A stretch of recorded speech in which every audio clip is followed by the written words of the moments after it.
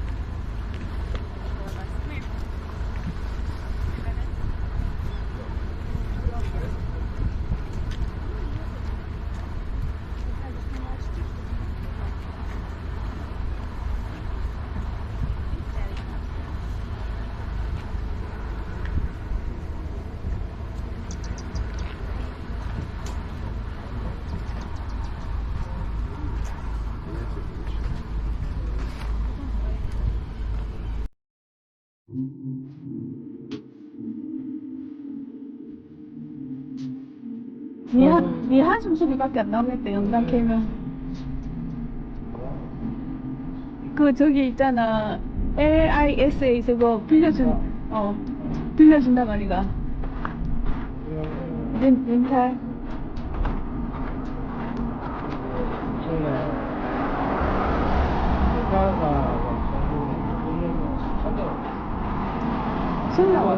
선언하는 거야? 시의원 뭐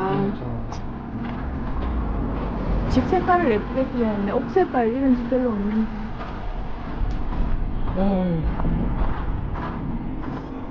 될 일도 안 되겠다. 자꾸 한숨 쉬어서. 자기야.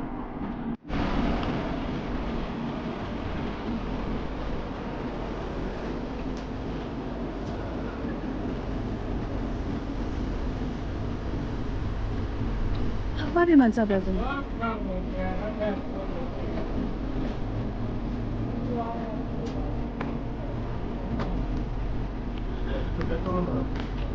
그러니까.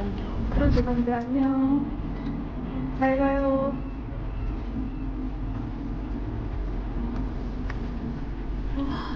여기서 낚시를 해야 되네. 우리도.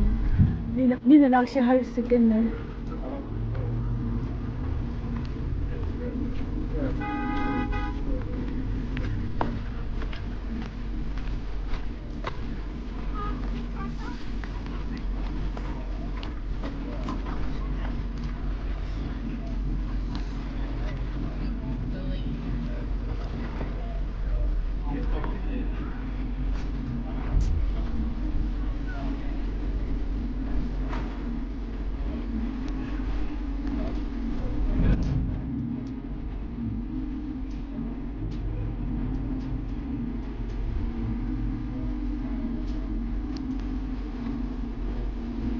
와, 저 여자분 잡았다. 와,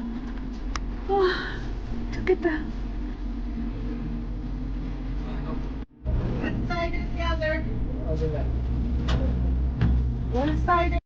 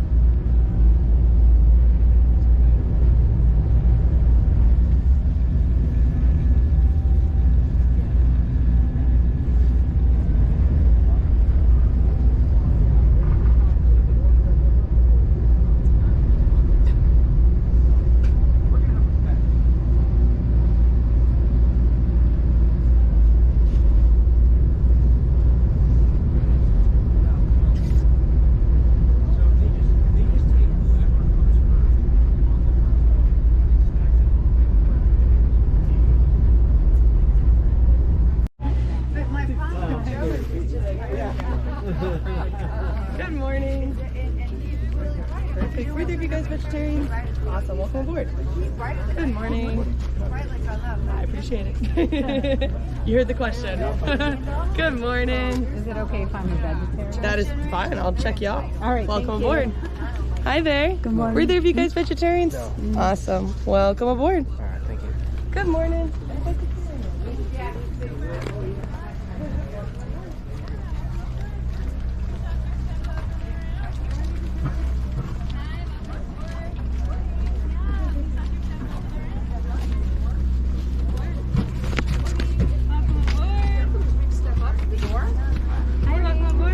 Please be careful, there's a big step up to the door.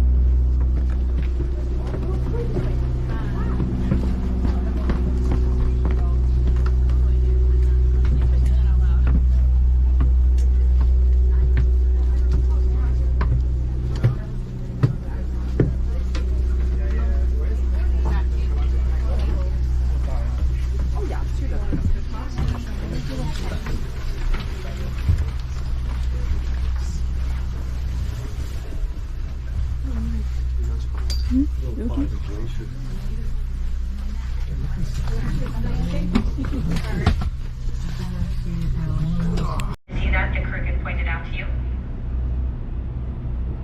Want to go over a few things to ensure your general safety. Right now you're probably noticing that this vessel is very easy to move around. Not a lot of motion happening. And that's because we're still tied to the dock. As soon as we drop our lines, we will start moving, and sometimes we do that unexpectedly. Sometimes we encounter sea conditions, wakes from other boats. Sometimes I get excited to show you something. However, we never want to put our training to the test, so make sure to be safe while on board today. We will go over a few things to ensure your safety, but I first want to talk about another emergency situation, and that would be fire. Fire is one of the more serious incidents for a boat out on the ocean, so we are heavily prepared to fight it. Down in our engine room, in our fuel tank room, we have a fixed fire suppression system that could take care of anything that breaks out below deck. In our cabins, we have 2 firefighting stations with salt water charged hoses. Passes on the docks and then back towards the ramp. You would have met Ari and Mary Lee. We are excited to get this day started, but before we can do that, we need to go over a few things to ensure your safety. So if I can have your attention for the next few minutes, I appreciate it. Okay, The first thing you should know is the Coastal Explorer is a Coast Guard.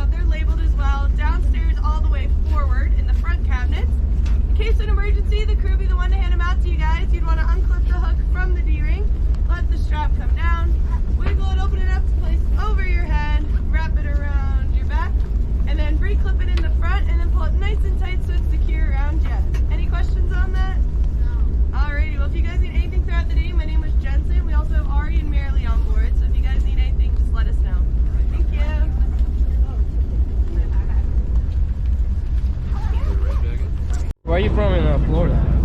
Near Jacksonville. Jacksonville, okay. Yeah. That's nice. You guys want any dressings to go on there? Awesome, thank you. Interesting.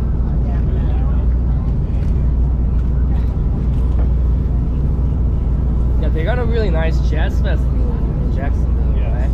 right? I remember I've been there once. All of that weight is to their advantage when it comes to diving. They're actually more comfortable flying or diving under the water than they are through the air. Understanding like where they're coming from. That's why most of the time, instead of flying, you'll see them duck down under the water. Also, like, you wanna put. Of course, I say that and they all take off in flight. Right, okay. Believe it or not, if they eat too much, they actually can't fly. They're right on the threshold of being too heavy to fly.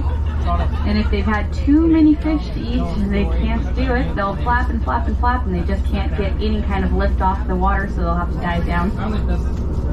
Yeah. It's amazing. And that movie that had won all kind of awards like the parasite? Yeah. I haven't seen it yet, but I hear so many good things. Yeah, you should definitely check out Iceland. Wait, which one's this? The Parasite. The Parasite. Or Parasite, yeah, I don't know. Great film. But, I mean, some of the... Piers, buildings, railroad tracks, even fuel storage, all where you see the RV camping locations. And if you're wondering why it looks differently these days, that would be thanks to the Good Friday earthquake of 1964. On that day, Seward in Alaska experienced one of the worst earthquakes ever reported in North American history. It shook at a 9.2 on the Richter scale. It shook for about 5 minutes long, and if that wasn't bad enough, after the shaking stopped, the tsunami started. 3 different tsunamis parked their way up Resurrection Bay to strangle what's left of the waterfront. During all that shaking, about a quarter mile of Seward slipped off into Resurrection Bay. In fact, if you traveled the waterfront by vehicle, you were traveling on 7th Avenue. We used to have 8th and 9th Avenue too, but they disappeared that day. Then when the tsunami hit, all the fuel that was stored there on the waterfront spilled out into the bay, eventually caught fire. Resurrection Bay burned about 3 days after the earthquake. So as you can imagine, it was quite a horrific scene when a plane came down from Anchorage to see how the town had fared. They came down to do a few laps, went back to Anchorage and reported the town had been completely lost. Now luckily they were wrong in that assumption. Most of the town fared all right, but the waterfront was devastated. For that reason, when it came time to rebuild, the town decided not to rebuild the industrial waterfront. Knowing that earthquakes and tsunamis would always be a part of this area, the state sits right on the edge of two tectonic plates, so earthquakes and tsunamis aren't a rare thing here. In fact, we get at least one threat of a tsunami season. Alright, well I made this slow down because we do have a group of puffin in the area. Some of the last puffin of the season, so I didn't want to pass them by.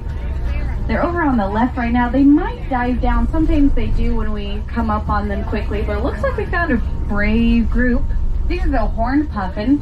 Quite a few too for this point in this. I feel like that you just weren't expecting it to be that way.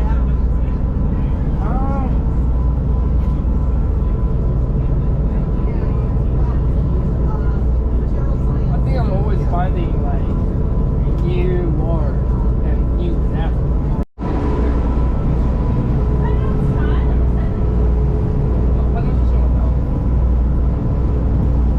NASCAR guy?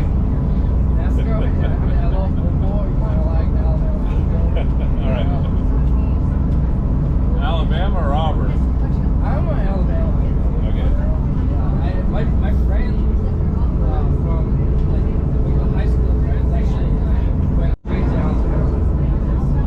You know, that was like, you know, like this, like growing up in the cleaning and you know, Yeah. like society. Like it was kind of interesting. It was a really like genuine, like heartfelt, like situation. What's the name of it? Is it Minori? Yeah, Minori. Yeah, check it out. So why'd you go straight to Alabama? What was the connection? So, my dad,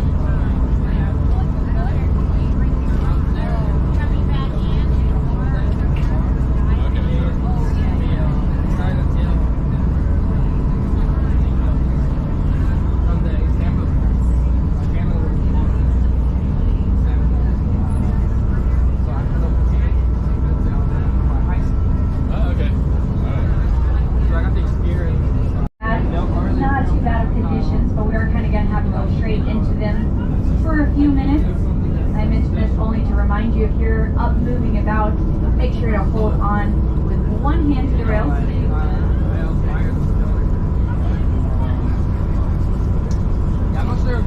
and keep 2 feet under that. Okay.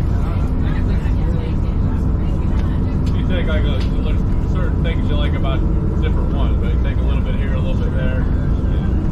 I mean, I'm just a super amateur, but to me, more and more, the story is the thing. Come on board, they'll give us some more information, like where some of these rocks have originated. Believe it or not, some of the rocks on the east side of Resurrection Bay, here near Seward, Alaska, actually originated off the coast of British Columbia, moved all the way up here. Really interesting geological formations to guide out for throughout the trip.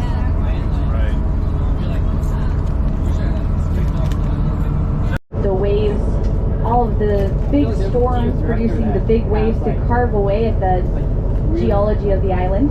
Almost like maybe not full, but like a big part of. And it's interesting because if we went to the far east side, the side that we're kind of heading towards, that side of the island has a very different formation. That side's made up mostly of basalt, what we call cool basalt, with a really bubbly texture. I think it's a great moment. That's all been produced under the ocean. The basalt come up from the ocean floor, was cooled so quickly by the water that it gave it its pillowy texture. You know, like the studios really like. We have like cemetery